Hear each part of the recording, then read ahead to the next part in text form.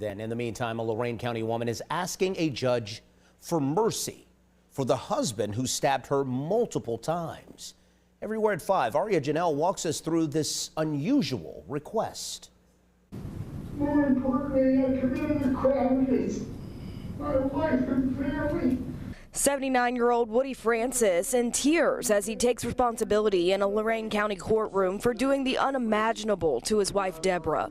In December last year, Francis called 911 after he stabbed his wife several times. According to the police report, Deborah had wounds on her neck, chest, and hands.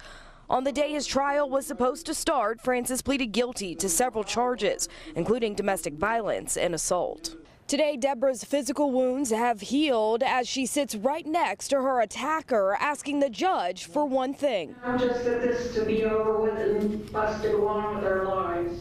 With no objections from the state, the judge gave Francis 3 years of probation. Francis appeared in court via Zoom.